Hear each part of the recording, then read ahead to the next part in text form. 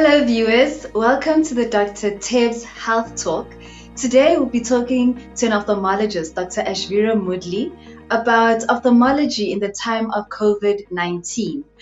Hi Ashvira, how are you? Hi everyone. Thanks for having me, Tebs. I'm happy to be here. Let's open up with this.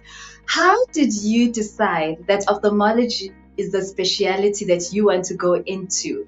And what are your special interests in this specialty? So, ever since I was in medical school, I've always been fascinated with the eye. I mean, it's such a small organ and it has multiple pathologies.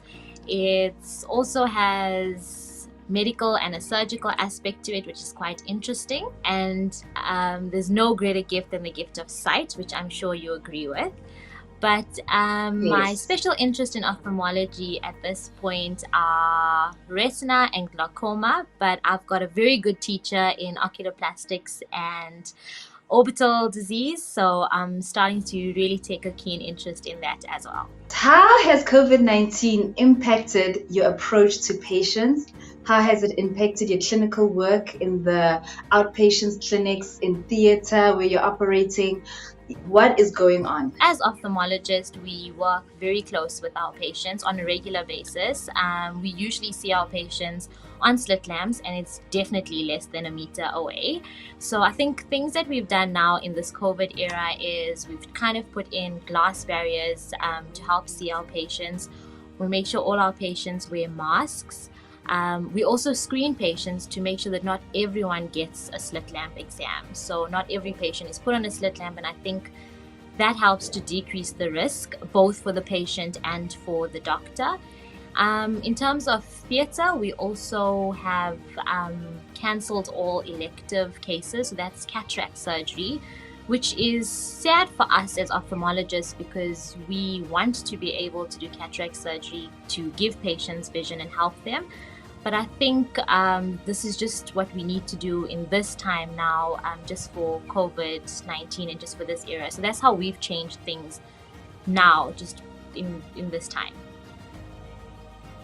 Okay, so for the viewers who are now listening to you saying, okay, they're not doing cataract surgery, they're not doing emergencies, they're doing urgent cases, can you just give us an outline or a list of what would be the symptoms that a patient should say, okay, this is urgent or this is an emergency, I need to go?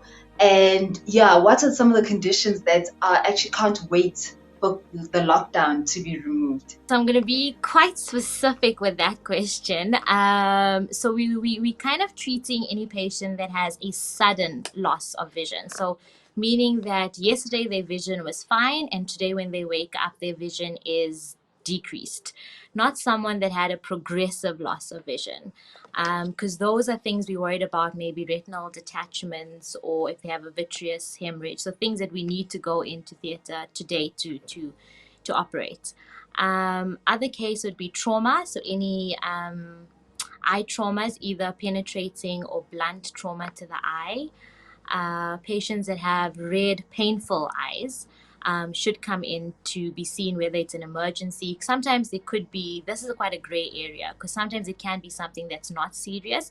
But if patients aren't sure and their eyes are red and painful, they should come in because it could be an underlying serious condition, which we can screen and tell the patient better.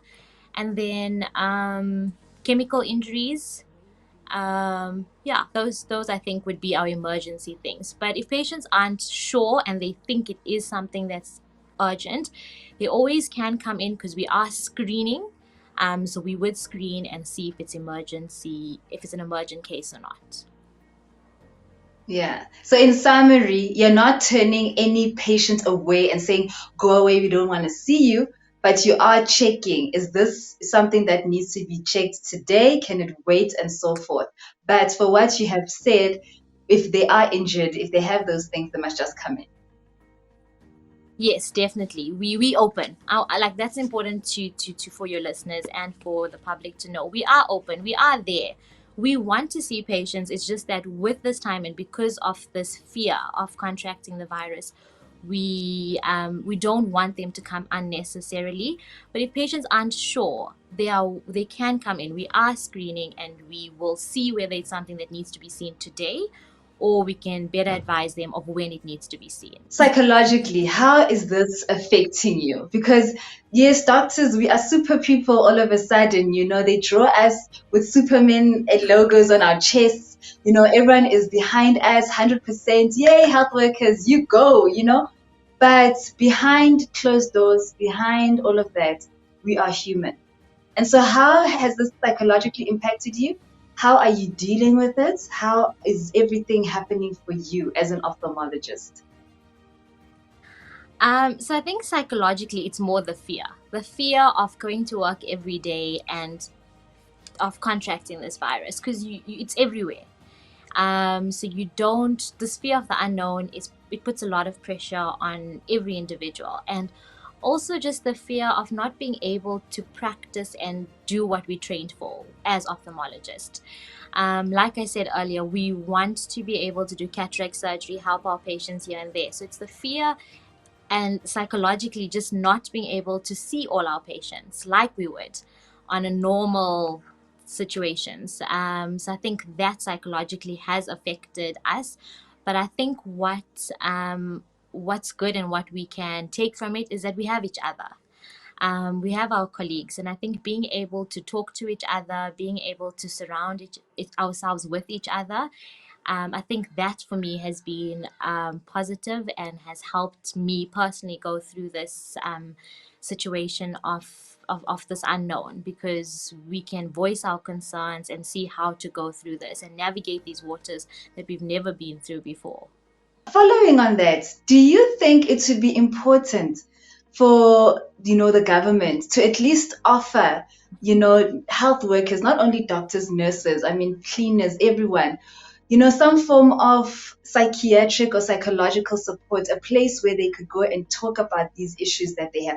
Do you think that would be an invaluable service at this time? I do think so. I think sometimes, I mean, like I'm saying, I'm a person that likes to express myself, and I like to speak about my issues and if I have concerns. But there's a lot of healthcare professionals and other people in the front line that aren't so easy to express themselves, and they're going through this alone, and they also find it difficult to express it to their families who don't understand. So I think it's important for that service to be offered. Just so that you're not alone, because some people are suffering, some people are alone, they feel alone, maybe they're not able to go home because family members at home or their children at home feel that they are at risk, and maybe they're staying in a hotel alone. So I think it is important. I think it is an invaluable service to offer, and I think the government should make it available. And looking at our numbers currently, the numbers went up by 988 in a day. Our numbers, the death rate is above 300. What is your opinion about where we're going with this? I know you may not be an exceptional expert on it, but having your medical background, what do you perceive of this trend, how it's going? What do you think about it? I must say the stats are frightening. They, as you said, they're going like close to 1,000, up to 1,000 every day. And at this point, I don't even think we've reached the peak. So it is something that we don't even know where it's going, and it's frightening. And I think it just emphasizes the protocols that we need to put into place, or that are in place, and that we just need to keep following. And that's the cough etiquette, the washing of the hands, the social distancing. And even though many of us don't like this distance, I think it's gonna be the new norm, and it's something that we need to follow. So I think the stats are quite frightening. At this point, we don't know where it's going. There's just estimations of what our peaks will be. So it's frightening. The death rates, everything, it's frightening. It's basically it's a devil we don't know at this point. The first doctor who ever came across COVID-19 in Wuhan was an ophthalmologist, and unfortunately, he died, as an ophthalmologist. So being an ophthalmologist, it's a real risk you face. As you say, you're very close to the people, you are right there in their face when you examine them. So the rate of transmission or the risk of transmission is a reality. It's not something you can run away from. When you're operating, the eye is right in front of you, the face is right in front of you. Do you think it would be a realistic thing for patients who are coming for elective surgery? So even if it's a patient who is having an eye injury or something like that, that's not something that needs same night operation. Do you think it would be realistic for us to request for these patients to be tested, because they are exposing everybody? And this is the standard norm in private.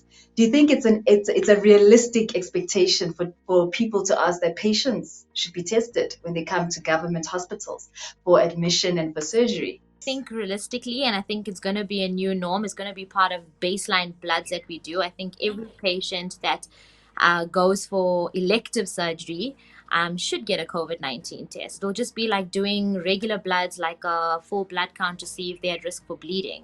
I think it's going to be a new norm. I think the only problem would be the turnaround time. And I think that as we go through this COVID-19 era, I think the test that they probably will develop will have a quicker turnaround time. Maybe there'll be a better way to test it so that we get a result quicker, so that we can even do it for our cases that are emergent. But I think it's something that we're going to start doing and we should do for every patient going forward. Okay, so what would be your advice for your patients now? The viewers who are out there who are saying, you know what, I may need glasses, I may need spectacles, I can't read, how long am I going to wait? Or others have got children with squints and they're saying, my child has been squint, is waiting for their operation. What would be your consoling thoughts or advice to them at this time while we are all waiting for this lockdown to be lifted? Because I suppose many patients who are waiting and waiting are very anxious. What would be your comforting thoughts to them? To say that we are there for you, we are with you, we understand, we are just preparing for the unknown. It's not that we don't want to help, it's not that we don't want you to come, it's just that we don't know what's to come. And that is why we are trying to protect you, and we just want you to be safe so that something more serious doesn't affect you in the process. I think that's all we can tell our patients, just that we are there for them. We pray for everyone in South Africa, in our country, and that together we can get through this. But just that we're there. I think a lot of people are angry because they feel that we don't want them to come or that we are not there. But we're there. We want you to come. We also don't know what we're against, but together we can do this. And when the time comes, we will be there and we will sort out those squints, we'll sort out those glasses, and we'll rise. That's it. Yeah. Yeah, we will rise. I love that as a closing statement to this interview, because we are together in this and we are there for everyone. We are the new superheroes of this generation. And thank you so much, Ashvira, for being with me on this interview. And your message has really been just a message of hope that it's going to get better. We just need to be patient. We'll be back with another episode and another interview with one of our favorite specialities who will be sharing their experience in the era of COVID-19. God bless.